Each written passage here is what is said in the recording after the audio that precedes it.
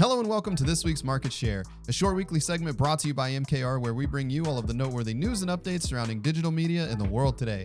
My name is Danny, and this will be my final market share. First up, Amazon ad sales jumped 87% as they emphasized new marketing. Net sales overall were up 27% year over year, in part to new advertising updates. The company introduced over 40 new features and self-service options to their advertising platform. However, with the boom in e-commerce, Amazon is starting to face some stiffer competition. Due to that boom in e-commerce, Snapchat, Facebook, Instagram, Pinterest, Twitter, they all want a piece of that pie. Remember when the head of Instagram said that they're no longer a photo sharing platform?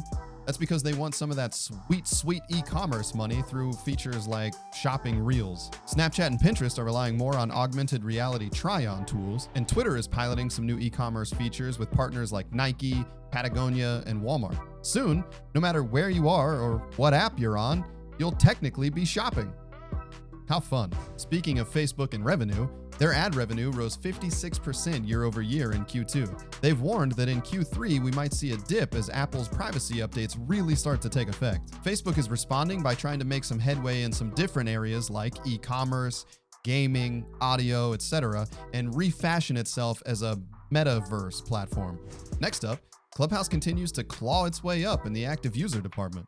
They've seen an increase from 300,000 active rooms per day to 600,000 since May. In that same time frame, they report that they've added an additional 10 million users. However, much of this popularity and usage is coming from India, so if you're marketing exclusively to the US, keep that in mind. Next up, TikTok says bye-bye to the middleman and allows brands to sponsor trending content straight up. This means that brands that are struggling to create content specifically for TikTok can just find trending TikTok content and sponsor that instead.